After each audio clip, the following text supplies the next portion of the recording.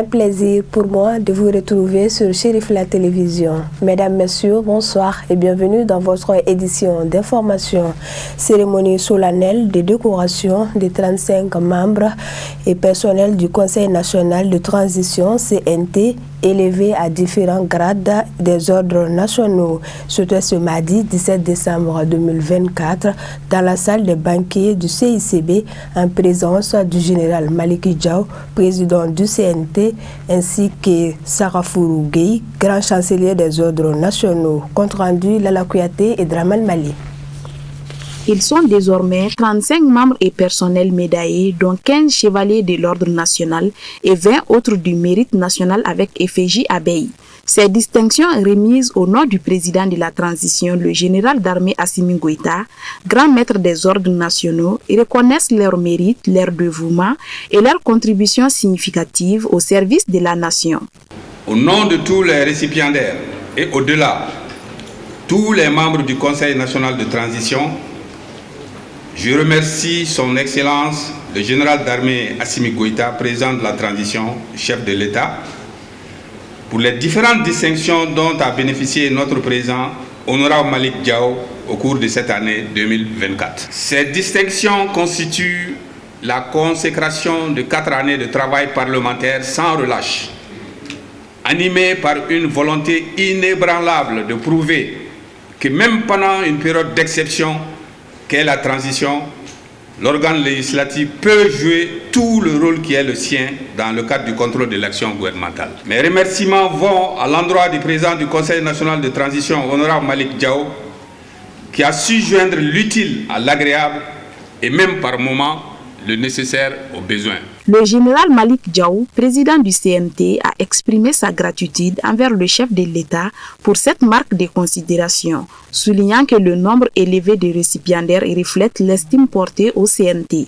La cérémonie qui nous réunit aujourd'hui est sans nul doute la récompense du mérite dans l'effort, l'abnégation, le dévouement et surtout le don de soi pour réaliser l'intérêt suprême de la nation.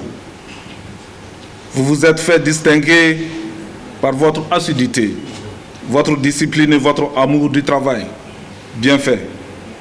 Cette distinction est un acte de reconnaissance des plus hautes autorités de notre pays et une récompense du service rendu à la nation de par vos actions de tous les jours. Cette décoration symbolise la reconnaissance de votre dévouement à notre cher pays, le Maliba, votre persévérance dans le travail et les valeurs que vous incarnez. Vous devez cette distinction à vos qualités professionnelles, votre sens élevé de la citoyenneté, à votre prestigieux parcours professionnel, mais aussi aux sacrifices consentis toutes ces années durant. La culture de l'excellence nécessite la mise en exergue des compétences morales et techniques des agents publics de l'État. C'est ce qui vous a valu la présente décoration de ces jours. Vos qualités professionnelles et humaines font de vous désormais des exemples pour vos pairs, mais surtout pour la jeunesse malienne. J'exhorte les jeunes à s'inspirer de votre parcours et de votre engagement patriotique. Pour ceux qui n'ont pas eu la chance d'être décorés cette année, je voudrais les rappeler qu'ils ne sont pas moins méritants et que certainement leurs mérites et leurs engagements seront aussi récompensés très bientôt. La rencontre a surtout été sanctionnée par la remise des distinctions par le président du CNT et le grand chancelier des ordres nationaux. Le ministère des Affaires étrangères et de la coopération internationale a organisé ce mercredi 18 décembre 2024 dans ses locaux à Koulouba une rencontre d'échange entre le gouvernement et son partenaire l'UNICEF. Objectif, examiner la revue annuelle de 2024 et envisager la planification pour la nouvelle année 2025. Madi Awakebe, Seydou Niaré. Le ministère des Affaires étrangères et de la coopération internationale a organisé une rencontre de haut niveau sur la revue annuelle 2024 en vue de plancher sur l'année 2025 en présence de l'UNICEF, partenaire stratégique du gouvernement malien. Cette initiative marque une étape importante en faveur du bien-être des enfants au Mali. Pour l'année 2024, les résultats probants ont été enregistrés en dépit des défis majeurs qui demeurent en matière de la protection des enfants, au dire du représentant résident de l'UNICEF au Mali. La revue annuelle 2024 et la planification de nos interventions 2025 sont deux événements que nous organisons à la fin de chaque année. Ce sont des moments stratégiques et pragmatiques du programme qui nous unit tous. Il y a eu de très importants résultats que nous avons atteints dans l'année en cours, mais nous devons également reconnaître qu'il y a des défis qui demeurent. Les impacts, par exemple, du changement climatique, de l'environnement macro et microéconomique, ainsi que de l'insécurité dans certaines zones, continuent de menacer, sinon de défier les progrès que nous avons réalisés. Bien sûr, les enfants et les familles vulnérables sont les plus touchés et il est de notre responsabilité collective de veiller à ce qu'aucun enfant ne soit laissé pour compte. Nous devons continuer à travailler main dans la main pour bâtir un Mali en meilleure santé, où chaque fille et chaque garçon, chaque adolescente a accès à des services sociaux de base de qualité. La tâche est immense, bien sûr, mais nous sommes convaincus que nous pouvons faire des progrès significatifs. Je voudrais, avant de conclure, réitérer les sincères remerciements de l'UNICEF au gouvernement du Mali et à tous les partenaires pour votre engagement indéfectible envers les enfants du Mali et pour la promotion d'un changement durable. Notre engagement à œuvrer pour le bien-être de tous les enfants du Mali, en particulier dans les zones difficiles, restera infaillible. Ensemble, nous pouvons donc avancer avec une énergie renouvelée et une détermination sans faille unie dans notre mission de garantir à chaque enfant la possibilité de s'épanouir pleinement. La session périodique annuelle instaurée entre les deux parties devra aboutir à des choix objectifs et réalistes conformément aux aspirations du gouvernement malien. Pour le secrétaire général du département, cette revue annuelle est l'occasion de dresser le bilan des actions menées en 2024 et de se projeter en perspective pour 2025. La présente session, consacrée à la revue annuelle conjointe 2024 du programme de coopération Mali-UNICEF, m'offre une fois de plus l'occasion d'adresser à l'UNICEF les remerciements et la gratitude du gouvernement du Mali pour l'assistance précieuse qu'il ne cesse d'apporter à notre pays dans le cadre du bien-être des enfants, notre avenir. Parfaitement aligné sur les priorités nationales déclinées dans le cadre de coopération des Nations Unies pour le développement durable 2020-2024 au Mali, qui a connu une extension à l'année 2025, le programme se décline en 4 piliers: les jeunes filles et garçons de 5 ans, les enfants de 6 à 12 ans, les adolescents et les adolescentes âgés de 13 à 18 ans. Les filles et les garçons vivent dans des communautés plus inclusives et résilientes, renforcées par un environnement et des systèmes favorables offrant l'égalité des chances dans la vie. La revue annuelle est donc l'occasion de faire le bilan synthétique des progrès accomplis. Elle constitue un moment privilégié de dialogue constructif, de partage et d'apprentissage au niveau stratégique entre les parties prenantes sur les principales réalisations 2024 par rapport aux résultats attendus, les atouts et contraintes dans la mise en œuvre ainsi que les leçons apprises. Cette revue nous offre l'opportunité d'apprécier le degré de réalisation des résultats escomptés, de faire des recommandations et de formuler des mesures correctives éventuelles. Elle sera également l'occasion d'approuver le plan de travail annuel 2025 avec comme objectif de définir les priorités pour accélérer les résultats du programme de coopération qui sont en retard ou à risque de ne pas être atteints en 2025. Cette programmation intégrera aussi l'évolution du contexte ainsi que les priorités du gouvernement tout en renforçant les réflexions et les orientations à prendre en compte dans le processus d'élaboration du prochain programme de coopération Mali-UNICEF pour la période 2026-2030. Je voudrais vous assurer que le gouvernement du Mali ne ménagera aucun effort pour la prise en compte des recommandations de cette revue en vue de l'atteinte des résultats de ce programme. C'est aussi l'occasion de réitérer la disponibilité des plus hautes autorités du Mali à promouvoir et à renforcer leur coopération avec tous les partenaires conformément aux 3 principes que gouvernent l'action publique au Mali, à savoir le respect de la souveraineté de l'État, les choix souverains du peuple et la défense de ses intérêts. Au cours de cette session, les discussions ont porté sur les réalisations phares de l'année écoulée ayant permis de relever le défi majeur. Outre cette avancée notoire, l'accent a été mis sur le renforcement des partenariats, la prise de décisions basées sur les données, les plaidoyers pour répondre aux besoins urgents des enfants et promouvoir leurs droits pour un avenir meilleur. Cette rencontre renforce la coopération entre le Mali et l'UNICEF avec l'espoir d'impulser une nouvelle dynamique pour les générations futures. Les engagements pris à l'issue de cette rencontre vont sans nul doute impacter positivement l'avenir des enfants du Mali.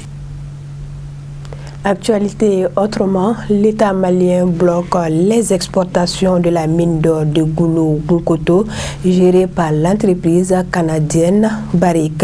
Commentaire Moussa Famba.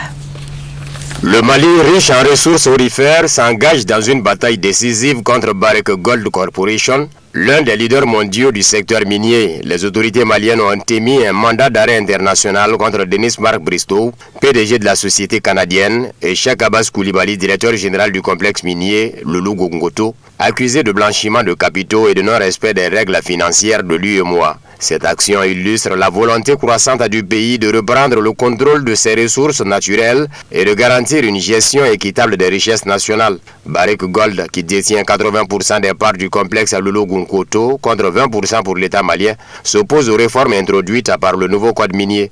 Ce dernier vise à augmenter la part des revenus de l'État et à garantir une exploitation responsable des ressources.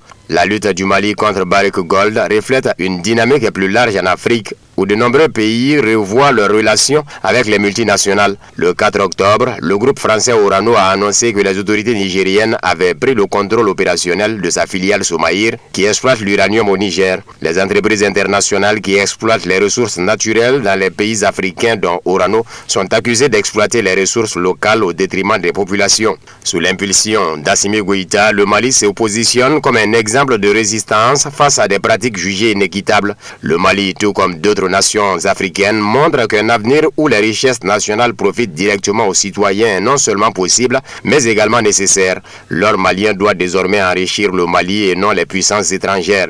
Si le blocage des exportations devait perdurer, Barrick sera contrainte de suspendre ses opérations, ce qui aurait un impact supplémentaire sur la viabilité de ce moteur économique essentiel pour le Mali, rapporte dans un communiqué le gestionnaire de la mine de la canadienne Barrick Gold Corporation. Les autorités maliennes accusent Barrick de malversation financière et exigent le paiement d'environ 500 millions de dollars à la suite d'un audit qui a révélé un manque à gagner estimé entre 300 à 600 milliards de francs CFA. En novembre, plusieurs employés de Barrick ont été arrêtés et emprisonnés, tandis qu'un mandat d'arrêt a été émis contre le PDG de la société, Marc Bristow. En 2023, la mine a produit près de 700 000 tonnes d'or, ce qui représente une contribution de plus d'1 milliard de dollars à l'économie locale.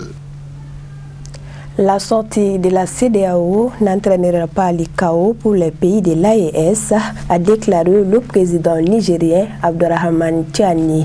Il rassure que toutes les mesures seront prises pour parer à toute éventualité. Plus de détails avec Fatoumata Yayakani. Le président nigérien, le général Abdourahmane Tiani, a déclaré mardi que la sortie du Burkina Faso, du Mali et du Niger de la communauté économique des États de l'Afrique de l'Ouest CEDEAO n'entraînera pas de chaos pour ces trois pays de la Confédération de l'Alliance des États du Sahel AES.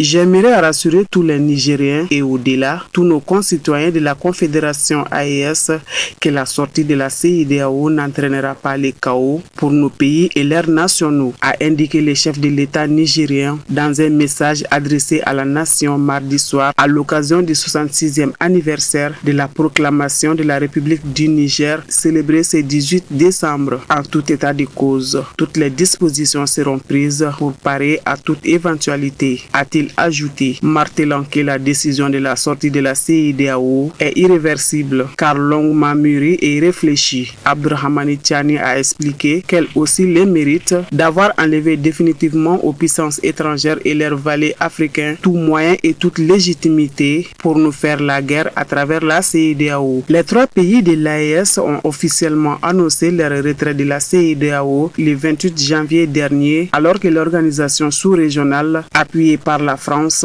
envisageait une intervention militaire au Niger pour libérer et rétablir l'ancien président Mohamed Bazoum, renversé par le coup d'État du 26 juillet 2023. Selon les textes de l'organisation, à partir du 29 janvier prochain, les 3 pays ne seront plus membres de la CEDEAO. Lors d'une réunion tenue le 15 décembre courant à Abuja, la conférence des chefs d'État et de gouvernement de la CEDEAO a pris note de la notification du retrait des 3 pays. Elle a fixé une période de transition de 6 mois pour définir les modalités de ces retraits, tout en espérant qu'ils reconsidéreront leur position.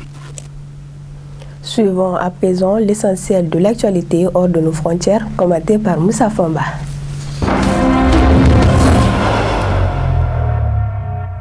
La RDC a déposé des plaintes pénales contre Apple, l'accusant d'utiliser des minerais de conflit provenant de l'Est du pays, où des groupes armés commettent des violences et où sont extraits les 10 minerais. Pour Kinshasa, Apple serait complice de ces violences. Le Congo, qui est l'un des principaux fournisseurs mondiaux de minerais 3T, étain, tantal et tungstène, utilisés dans la fabrication de téléphones mobiles et d'ordinateurs, a vu ses ressources être pillées par des groupes armés. Ces minerais sont souvent extraits dans des conditions violentes et illégales. L'ONG Human Rights Watch et les Nations Unies ont documenté les liens entre les groupes armés et l'exploitation minière dans ces zones de guerre. Apple, de son côté, nie s'approvisionner directement en minerais primaires et affirme auditer ses fournisseurs pour garantir la traçabilité des matériaux utilisés. Dans son rapport 2023 sur les minerais de conflit adressé à la SEC, la Commission d'échange sécurisé des États-Unis, Apple a affirmé que ses fournisseurs de minerais 3T et d'or ne finançaient ni ne bénéficiaient de groupes armés au Congo ou dans les pays voisins.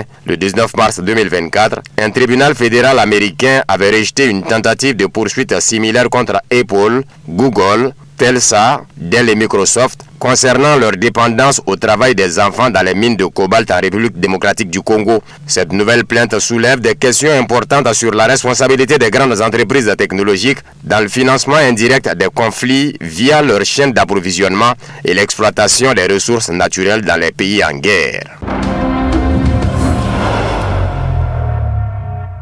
Paris mène une politique effrontée et refuse de coopérer avec l'Algérie dans un cadre de respect mutuel. C'est l'avis d'un politologue algérien interrogé par Sputnik sur les tensions croissantes dans les relations entre l'Algérie et la France. Pour Ali Herbej, la responsabilité de la détérioration des relations entre les 2 pays incombe à la partie française. De plus, la France est devenue une menace pour l'intégrité territoriale et la stabilité de l'Algérie. Abdelkader Hadouche, ancien parlementaire algérien, également joint par Sputnik, estime que Paris devrait reconsidérer son approche politique dans la construction de ses relations avec l'Algérie. Il considère qu'Emmanuel Macron est devenu la victime de certains lobbies hostiles à l'Algérie dans son pays.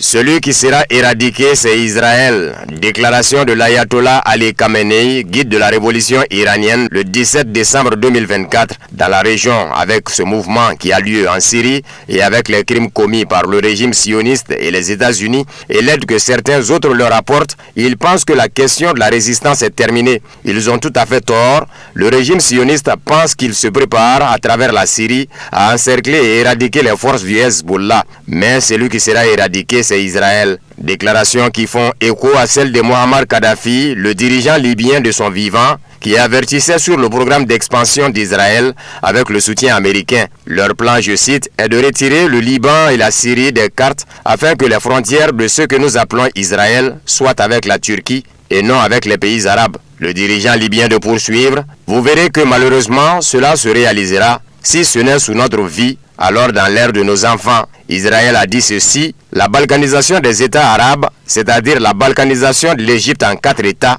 de la Syrie en 5 États, le petit Liban sera divisé en provinces, communes et cantons. La carte existe déjà et tout est écrit. Fin de citation.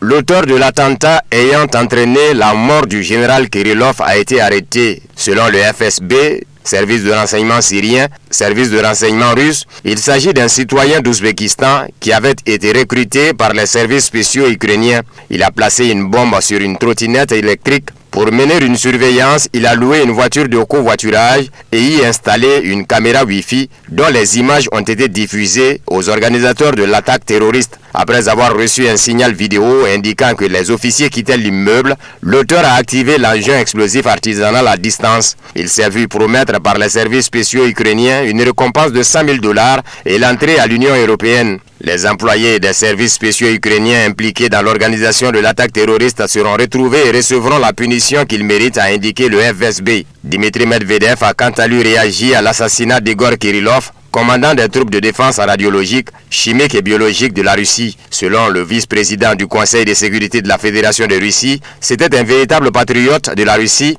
un chef militaire dévoué de manière désintéressée au devoir et au serment, une personne fiable et honnête. Cet attentat terroriste est l'agonie du régime de Bandera qui tente de justifier son existence auprès de ses maîtres occidentaux et de justifier la situation catastrophique du front. Les tentatives visant à arrêter l'avancée de l'armée russe et à semer la peur sont vouées à l'échec, que les plus hautes autorités militaro-politiques de l'Ukraine attendent des représailles.